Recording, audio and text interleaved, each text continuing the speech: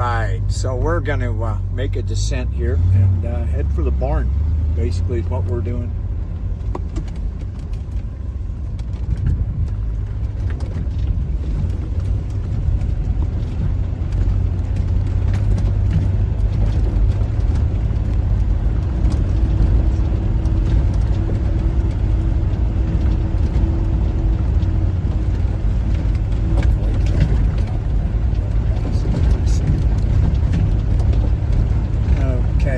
Tight U-turn.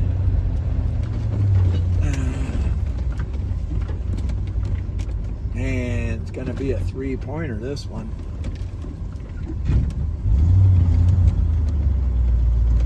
One Bronco right behind me. It's done well all day.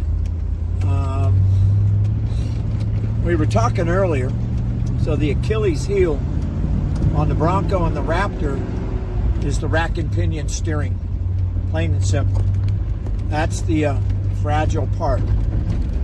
You have to drive the car correctly. If you start banging the front wheels into a ledge rock, expecting to get up by just pounding the throttle, you will break both the steering arms completely off. Ford has no business putting a rack and pinion on those things. They can't stand the beating. They snap off and all of a sudden both wheels don't steer. They're either both towed in or both towed out, and you're SOL. And if you're out in the bush out here, boy, oh boy, you'll have to call Trailmater to come and get you and tow you out. Because I'll tell you, AAA ain't gonna come and get you. So the thing to do, is that what you want to know? Come on my class, and I will show you. Sign up, offroadexperience.com. I'll show you how to climb places with that and do things without busting the steering, without busting half shafts. You gotta remember too, it does not have full floating axles and it doesn't have full float hubs on it either. It's all car stuff. And you start putting too big of tires on it, you start overloading everything, you got problems coming. So the setup the way it is, pretty good, pretty good. I'm not a fan of all this computerized nonsense. But it's the way of the time. But at least when you go to low range, you can turn a lot of it off. You don't want traction control out here. That's what your left foot is. Poor man's traction control. Put the brakes on. And we'll teach you how to do it like it's second nature. Anyway, we're headed for the barn. Lovely day out. The depressing part for me is once I get out of here, once I get over to the civilization, then I got a 4-hour run to get home. And let's hope that every Tom, Dick, and Harry ain't on the road. You know what I mean? That means you guys. Don't be plugging up the roads tonight. Saturday night, I need to go westbound. Remember, Interstate 80, it's got construction because it's spring. And there's sections of the freeway, it's down to one lane. And my suggestion is, don't come up here. Don't compound the problem by, let's go to Reno, let's go to Tahoe. No, don't. When there's construction, you're down to one lane. It ruins the weekend because everything's coming up to Reno's bumper to bumper, coming down's bumper to bumper. All right, you can see the rain. Nobody's been through here since it rained bad.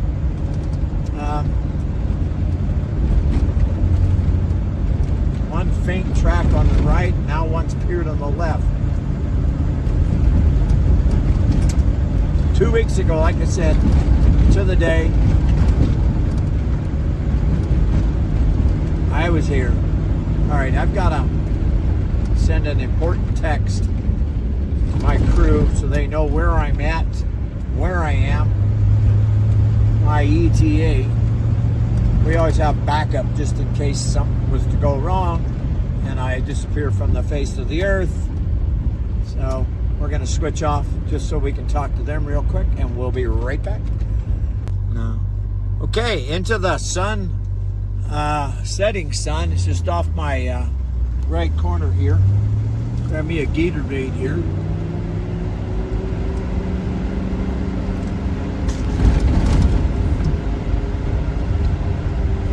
run for a bit. Twisty for the first section, kind of slow going, and gets rough, smooths out for a bit, gets real rough in a bad wash, and then you can finally pick up a little speed. Mind you, when you're out in these places, there's places out here where there's private land. Private landowners cannot fence off and not let you through BLM land. But when you cut through private land and you see a sign saying, hey, this is a private road, yada, yada, yada, be nice, keep the speed down, keep the dust down. There was a complaint 18 months ago or so. I got a phone call on it from the feds. Got on a conference call. We had too many do-gooders, I'm being polite, on the line. Some of them are saying, oh, well, these people are racing and you don't have a permit. And I'm like, go up there, Sally. They're not racing. You misunderstood what the missus said. What she said is they act like they're racing down our road, which is these guys in these new little buggies, whether they're KTMs or Polaris or Kawasaki, whatever. And these guys kind of screwing up. They get in these areas, they come down these roads like they're rally drivers, and they're cranking right along sometimes. And here you come up the road in your four-wheeler, whatever it is, and these guys want you to get out of the way. Now, depending on where on the road, who has right-of-way. So, usually it's coming down as a right-of-way, and the guys coming up have to get out of the way. Sometimes it's, I'm bigger than you, I can't get off. So the guys in little buggies have to get off the road, because there's not enough area to get some of these heavier vehicles off, you know, because of rocks and such. Anyway, I'm kind of rambling here, but anyway.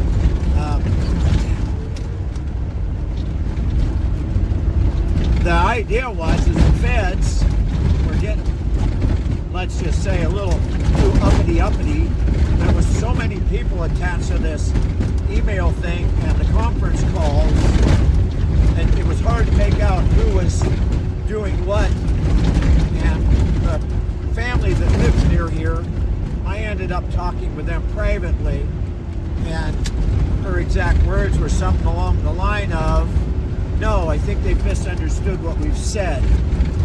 These people coming by the house, and the house isn't anywhere near the road. You can't see it from the road. You don't even know it's there. But the people come by too fast, and here they are in their car trying to get in there, and they're getting hammered by these guys. So, you know, just because you're in a buggy or a four-wheeler or on a dirt bike, you don't own the road. Okay? You know, we all have to share it. We all wish we were out here by ourselves. And the problem is Reno's got berserk. Okay, there's a sign right there. It says, entering private area. And this road goes right through their private area.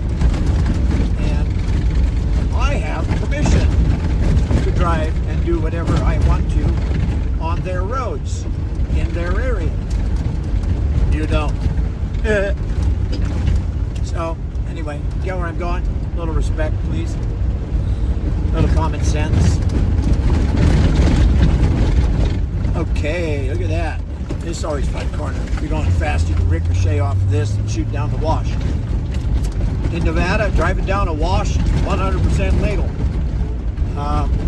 Because the cool thing is, when the bad weather comes, the rains come, every tire mark in here is gone. It's just obliterated, because all this dirt goes that way and something else comes up behind it. Well, there's a road I've never been on.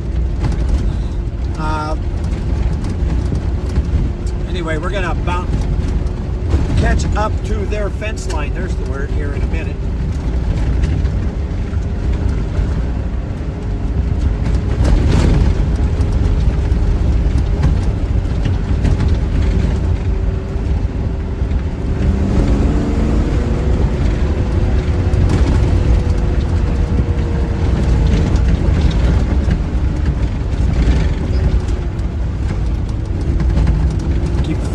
out of the middle of the steering wheel when you're in roads like this.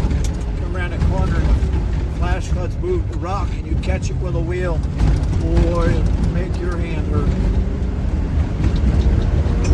First time I ever come up this road, December night, 1981, it was already dark. And had this pretty white blanket of snow over the whole valley. You couldn't even see the dirt under the snow. It was then packed up already. It's kind of funny that we don't get snow like that anymore out here. Oh, it's global warming, you can't have cars.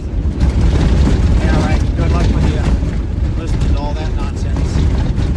It's just Mother Nature saying, not this week. Because 2 years ago we had a snowstorm that came through here. Came close to Tahoe, down Highway 50, Interstate 80, 108, 88, everything was shut. Couldn't get over Sierras to save your life, literally. Couldn't even get an aircraft up. It was so bad. I came out of my hotel Sunday morning in North Shore. My Land Rover must have been 14 and a half feet high. Had that much snow on it. And a very, very pretty young lady. You want some help to dig that out? I just grinned at her. I says, no, watch this. So I went and put different snow pants on and bigger boots. It was waist deep just in the driver's door. Unlocked it, reached in, turned on the key, fired it up, went to the front desk, checked out, came back, got inside, low range, locked the front diff, locked the center diff, the front diff, the back diff, put it in reverse, let clutch, and drove straight out. Her exact words, I need to get a Land Rover. Good girl. Now, do you want me to pull you out? She could not find the little recovery plug thing that screws into the back bumper. If I had hooked up to her, I'd have pulled the back of that car off. So, anyway, I offered her a ride to leave Tesla until spring comes.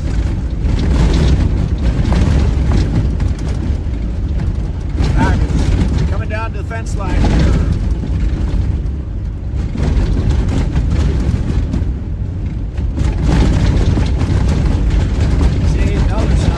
Private property, next 1.2 miles, stay on the road. Thank you. And then this phone number. You can call them if you need to. If they're in an area where they can pick up your signal. I was talking to them this morning on the text. They know I'm in the area.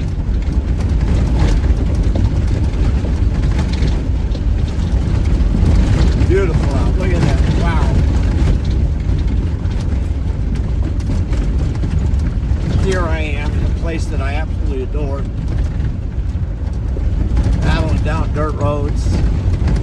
The depressing part is I'll soon have to be on a freeway looking at traffic, which I despise. But one of my friends, she's a flight attendant for United. I left the house at 9:30 yesterday morning, and at 12:20 I was in Minden, Nevada, and then by yesterday afternoon I was in Lovelock and then Winnemucca. Then came all the way back west again, another 150 miles to get the hotel to do this today.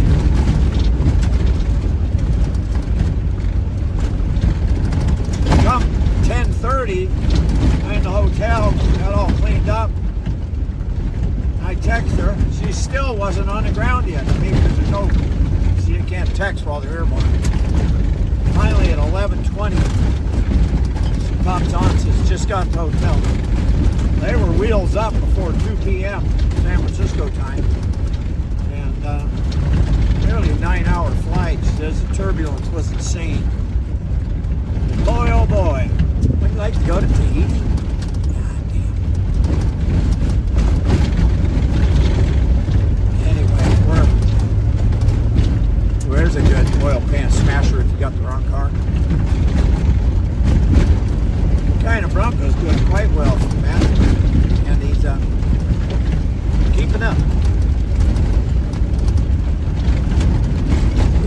got a EV, you want to come try this kind of adventures and classes, you're welcome to. What you got to get used to doing, though,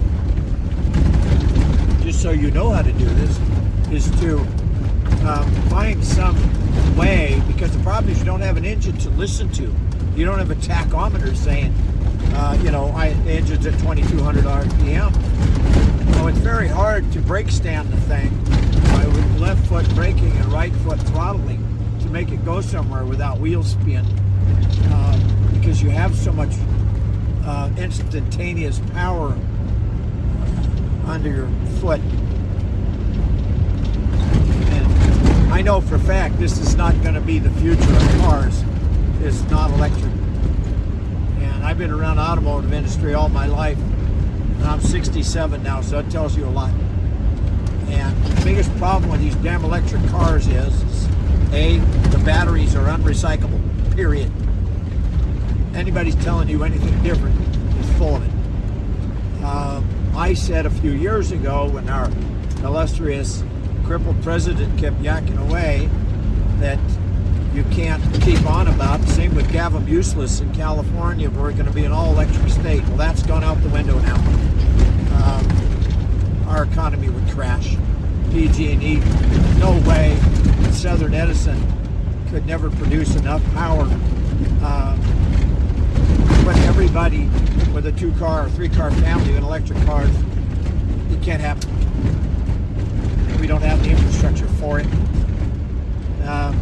The dirt that they get out of the ground to make these batteries, like in Africa, freaking Africa, to use as slave labor. Kid you not, slave labor, get this crap out of the ground.